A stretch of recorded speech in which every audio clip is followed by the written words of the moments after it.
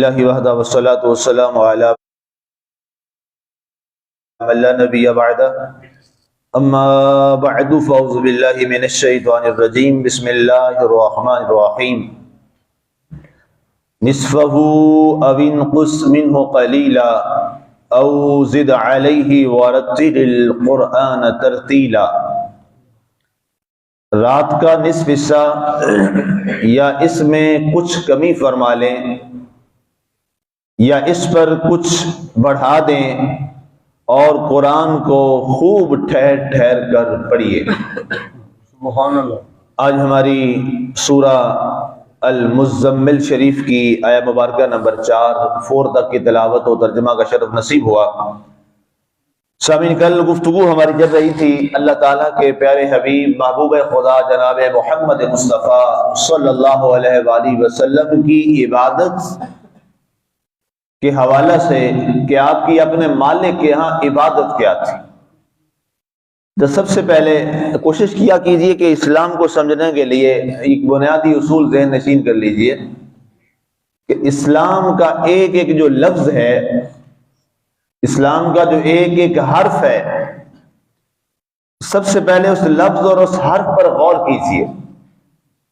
اس پر غور کرنے کے بعد اس کی حقیقی روح پر غور کیجئے، اس کی اصل پر، اور اس کی جس کو آپ لاجک بولتے ہیں انگریزی زبان کے اندر، ایک عام لفظ ہے جو ہمارے بچے نوجوان بولتے ہیں، سمجھ جاتے ہیں، لاجک، اس کی منطق کیا ہے، اس کی وجہ کیا ہے، جس وجہ سے یہ کام ہے۔ تو جب آپ اسلام کے معاملات میں اور اس کے فرائض و واجبات میں اور سنن میں آپ ان باتوں پر غور کریں گے تو آپ کے لیے اللہ تعالیٰ اسلام کے حقیقی راستے جو ہے وہ بڑی آسانی کے ساتھ کھولتا چلا جائے گا، کیونکہ بنیادی اسلام کا اصول یہی ہے۔ یہ اصول ذہن نشین کر لیجئے، کوئی بھی کام ہے اس کی حقیقت کیا ہے، وہ اس انداز میں کیوں ہے۔ مثال کے طور پہ ایک سادہ مثال ابھی میں آپ کو سمجھاتا ہوں جو ہم نے ابھی کام کیا ہے۔ ہم نے نماز با جماعت پڑھی، یہ نماز ہم نے با جماعت پڑھی ہے، رکھتے ہوئی ہیں جماعت کے اندر، نماز وہی ہے۔ یہی نماز اگر اکیلے آپ گھر میں پڑھتے ہیں تو ایک نماز کا ثواب ملتا ہے، یہی نماز آپ نے آ کر جماعت کے ساتھ ادا کی ہے تو کتنی نمازوں کا ثواب ملا؟ 27 نمازوں کا ثواب ملا۔ تو سوال یہ ہے کہ بھائی ہمیں 27 کا کیوں ملا؟ کیا ہم نے 4 رکعتیں پڑھی ہیں جماعت میں؟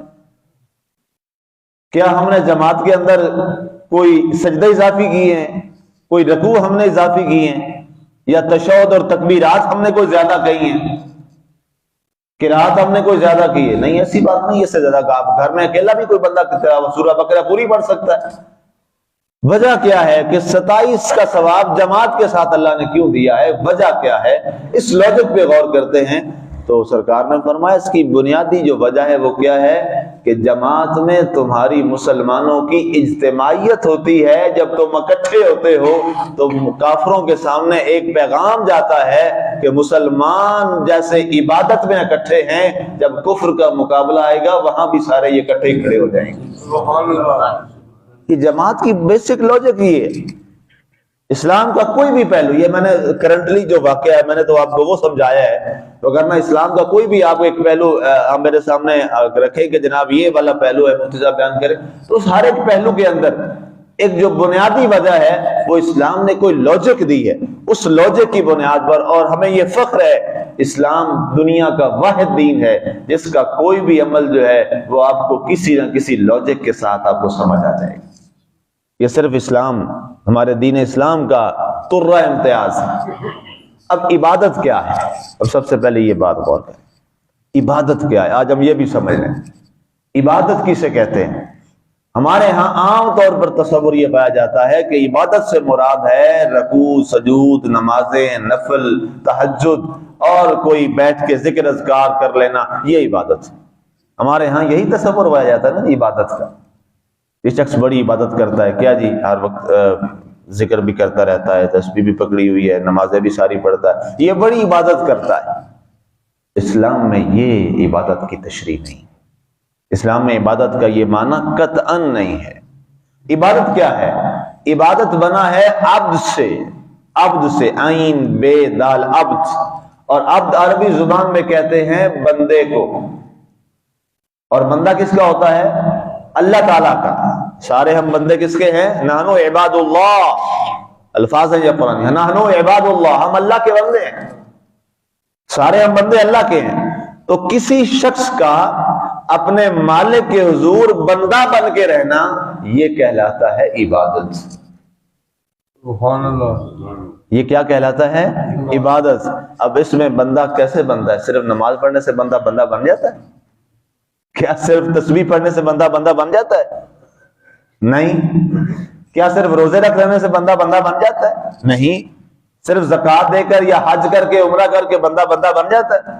نہیں۔ بندہ بننے کے لیے تو آپ کو سب سے پہلے جو آپ کی جو وجہ شہرت بنے گی وہ تو آپ کے معاشرے میں بنے گی نا، تو معاشرے میں سب سے پہلے آپ کی زبان اچھی ہونا ضروری ہے۔ سب سے پہلی چیز آپ کا کردار اچھا ہونا ضروری ہے، آپ کے معاملات اچھے ہونے ضروری ہیں، آپ کا پڑوسی کے ساتھ تعلق اچھا ہونا ضروری ہے، آپ کی زبان میں محبت ہونا ضروری ہے، آپ کے کردار اور اخلاق میں چاچنی ہونا ضروری ہے، آپ کے رویے، آپ کی نظر میں شرم و حیا ہونا ضروری ہے، آپ کا کردار صاف ہونا ضروری ہے۔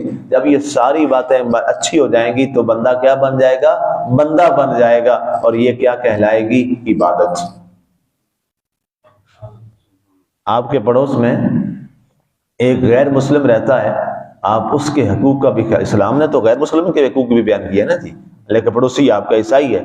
اس میں ایک میں نے حدیث آپ کو سنائی تھی بہت پہلے، ایک صحابی رسول سرکار نے فرمایا اپنے پڑوسیوں کا خیال رکھا کرو، اور جس کا پڑوسی اس کی وجہ سے محفوظ نہ ہوا، فرمایا وہ جنت کی خوشبو بھی نہیں پا سکے گا۔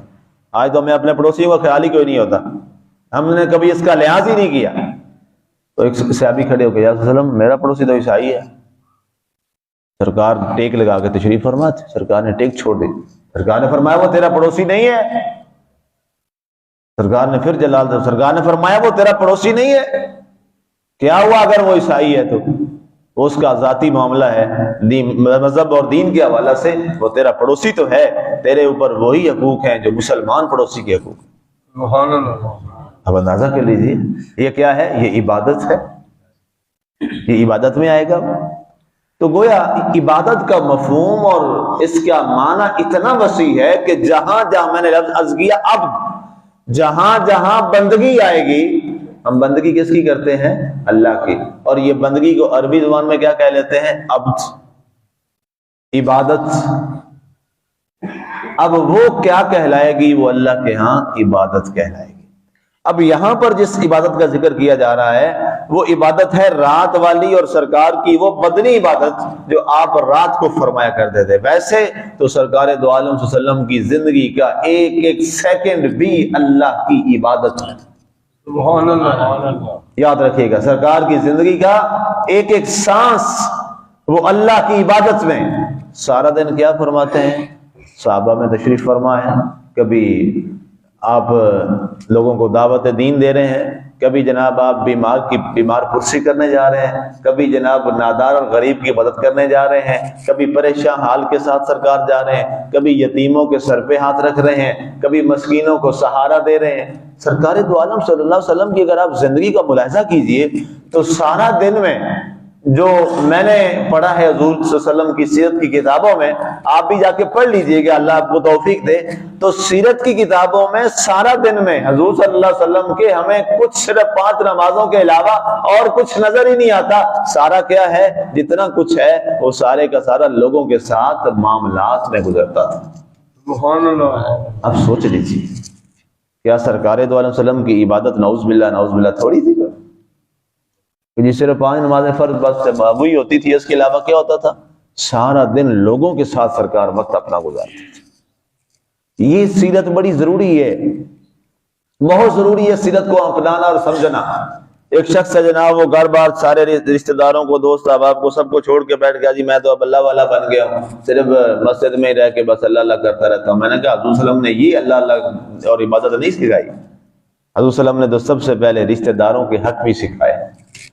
سرکار نے تو خامند کے حقوق بھی بیان کیے، سرکار دو عالم صلی اللہ علیہ وسلم نے تو بیوی کے حقوق بھی بیان کیے، سرکار نے تو اولاد کے حقوق بھی بیان کیے، سرکار نے تو رشتہ داروں کے حقوق بھی بیان کیے، سرکار دو عالم صلی اللہ علیہ وسلم نے رشتہ داروں بہن بھائیوں کے حقوق بھی بیان کیے، اور سرکار دو عالم صلی اللہ علیہ وسلم نے یہاں تک فرما دیا، سرکار نے فرمایا جو رشتہ داروں کے حقوق کا اور ذوی الارحام کا لحاظ نہیں رکھتا، فرمایا قیامت والے دن وہ تو جنت کی خوشبو بھی نہیں پا سکے۔ یہ عبادت ہے۔ اس پہ انشاءاللہ میری کوشش ہوگی کہ آج جمعہ کا خطبہ میں حضور کی سیرت کے حوالے سے رکھوں، جو ترتیب سے ہماری سیریز میلاد النبی صلی اللہ علیہ وسلم کے حوالے سے چل رہی ہے۔ اس لیے ہمیں عبادت کا مفہوم جو میں نے آج آپ کے سامنے عرض کیا ہے، رکھا ہے، اس عبادت کے مفہوم کو سمجھیے۔ مثال کے طور پہ ہم راستے پہ آ رہے ہیں، آپ جا رہے ہیں، راستے میں دیکھتے ہیں جناب راستے میں کوئی پتھر پڑا ہوا ہے، راستے میں کوئی تکلیف دہ چیز پڑی ہوئی ہے، اور آپ کیا کرتے ہیں جناب؟ آپ اس کو اٹھاتے ہیں، سائڈ پہ کرتے ہیں۔ آپ نے کیا کیا ہے؟ آپ نے اللہ کی عبادت کی ہے۔ سبحان اللہ۔ یہ اسلام کا اصول ہے، آپ نے اللہ کی عبادت کی ہے۔ اسی طرح آپ راستے پہ جا رہے ہیں، کوڑا کرکٹ پڑا ہوا ہے، آپ اس کو سائڈ پہ کر دیتے ہیں، یا کوڑا کرکٹ ایسی جگہ پھینک دیں کہ جناب وہاں سے تعفن پیدا ہوگا، بیماریاں پیدا ہوں گی، آپ اس کو سائڈ پہ ٹھکانے پہ لگا دیتے ہیں۔ یہ کیا ہے؟ یہ اللہ کی عبادت ہے۔ آج لوگ کہتے ہیں جناب باہر میں جتنے انگریز ہیں، گورے ہیں جناب، وہ تھوکتے نہیں ہے جگہ پر، وہ جناب صفائی کا بڑا خیال رکھتے ہیں۔ مجھے بڑی تکلیف ہوتی ہے جملے سن کے، اور ہمارے ہاں تعفن اور صفائی کا کوئی انتظام نہیں ہے۔ میں کہتا ہوں کاش، افسوس، انہوں نے ہمارے دین کو سٹڈی کیا، انہوں نے اپنا لیا اور وہ کامیاب ہو گئے، اور ہم اپنا دین چھوڑ کے ناکام ہو گئے۔ میں کبھی یہاں سے آتے جاتے گزرتے ہوئے دیکھتا ہوں نا، یہ جناب لوگ بائک پہ ہوتے ہیں، شاپر پکڑا ہوتا ہے وہ کوڑا کرکٹ والا، اور آتے ہی دور سے پھینکتے ہیں، وہ جو باکس رکھا ہوا کوڑا دان اس کے اندر نہیں پھینکتے، اور وہ باہر، اور پھر اس کے بعد بائک گزرتی ہے، ان کے ساتھ چپٹے کپڑے گندے ہوئے، کوئی آ رہا ہے کوئی جا رہا ہے، تعفن پھیل رہا ہے، بیماری پھیل رہی ہے، وہ اٹھانے والے ہیں، باقی لے گئے، وہ باہر کا باہر رہا۔ یاد رکھیے گا اس کے بارے بھی اللہ پوچھے گا، یہ گناہ ہے۔ لوگ تو سمجھتے ہیں نا، لوگ تو شاپر تھا پھینک کے چلا گیا، لیکن جس نے شاپر کا بڑا خیال کیا، اس کو گیرا لگائی، اس کے اندر ڈالا، اور یہ نیت رکھی کہ جناب یہاں سے تعفن نہیں پھیلے گا، لوگوں کو تکلیف نہیں ہوگی، وہ اچھے طریقے سے آیا اور وہاں کوڑے کو سائڈ پہ ٹھکانے لگا گیا، اس نے اللہ کی عبادت کی ہے۔ سبحان اللہ۔ اس نیت کا اسے ثواب ملے گا۔ یہ میں فتویٰ دے رہا ہوں۔ ہمیں اس چیز پہ سوچنے کی ضرورت ہے۔ یہ ہمارے رویے اور کردار جو ہیں، یہ عبادات ہیں۔ آپ بتائیے کہ آپ کو حدیث وہ میں نے نہیں سنائی تھی کہ ایک وہ عورت جو بدکارہ عورت تھی، طوائفہ عورت تھی، اس کی ساری زندگی طوائفہ کی زندگی میں گزر گئی، اور عورت بھی کس کی تھی؟ حضور کی امت کی نہیں، بنی اسرائیل کی امت کی تھی۔ سرکار نے خود واقعہ سنایا صلی اللہ علیہ وسلم، جس کی روایت میں ظاہر ہے بندہ سوچ بھی نہیں سکتا کہ یہ غلط ہوگا۔ وہ دیکھا ہے کتا ہے، وہ ہانپ رہا ہے اور مرنے کے قریب ہے، اس نے کہا یہ تو پیاس کی وجہ سے مر رہا ہے۔ اس نے کیا کیا؟ ساتھ ایک کنواں تھا، وہ پانی نیچے تھا، اس کو سمجھ نہ آئی، اس نے کیا کیا؟ اس نے اپنا دوپٹہ لیا یا جو کپڑا اوپر اس نے کیا ہوا تھا، اس کو سارے کو پھاڑا ایسے، اور اس کو گرے لگا کے لمبا کر کے اپنا جوتا اتارا، ظاہر ہے اس چمڑے کے جوتے ہوتے تھے، اس کو باندھا اور نیچے کنویں میں ڈال کے پانی نکال کے نا جس طرح جتنا کاتا تھا، اس نے کتے کے منہ میں ڈالنا شروع کیا، تو کتے کی جان بچ گئی، اور کتا وہاں سے اٹھا اور بھاگ کے چلا گیا۔ تو اس نے کہا بڑا اچھا ہوا میں نے ایک جان بچائی، اللہ تعالیٰ اس سے مجھے اس کا کچھ نہ کچھ تو اجر دے گا، ساری زندگی برائی کی ہے۔ تو اللہ تعالیٰ کے نبی صلی اللہ علیہ وسلم نے ارشاد فرماتے ہیں، اللہ نے فرمایا فرشتوں گواہ رہو، اس نے یہ کتے کا خیال بھی میری وجہ سے کیا ہے کہ اللہ مجھے معاف کر دے گا، جاؤ میں نے اس کے سارے گناہ معاف کیا۔ سبحان اللہ۔ بتائیے اس نے کیا عبادت کی؟ اس نے عبادت کی کتے کو پانی پلایا۔ یارو کتے کو پانی پلانے سے احساس اور اللہ کی ذات کا خوف رکھتے ہوئے بندہ اس کو کتے کو پانی پلا کے اس کی جان بچا لے، جو ایک انسان کو کھلائے پلائے گا، اللہ اس کو کتنا اجر دے گا اللہ کی رضا کے لیے۔ ایسا ہی ہے نا جی۔ یہ اب یہاں جو کہا جا رہا ہے کہ آپ اللہ کی عبادت کیجئے، نصفہ او انقص منہ قلیلا، یہ آپ کی رات کی بدنی عبادت کا ذکر ہو رہا ہے۔ یہ میں نے ساری تمہید اور اتنا جو آپ کو دیا ہے، اس عبادت کا معنی سمجھایا ہے، یہ اس ایک آیت کے ایک لفظ کے لیے۔ اب اس میں بہت ساری اور باتیں بھی کی جا سکتی ہیں، پھر آیت رہ جائے گی۔ آدھی رات کیجئے یا اس سے اور بھی آپ کم کر لیجئے۔ سرکار کو خود فرمایا جا رہا ہے آدھی رات آپ اللہ کی رات یہ عبادت کر لیں بدنی، یا اس سے اور بھی تھوڑا کر لیں، آپ 3 حصے کر لیں۔ ایک روایت میں یہ بھی آتا ہے کہ آپ حکم ہو کہ آپ رات کے 3 حصے کر لیں، 2 حصے آپ آرام کیا کریں، اور پچھلی رات اٹھ کے آپ تہجد اور اس کے بعد نوافل جو آپ کرنا چاہیں وہ کر لیا کریں۔ اللہ اکبر، او زد علیہ یا آپ اس پہ تھوڑا سا اور زیادہ کر لیں.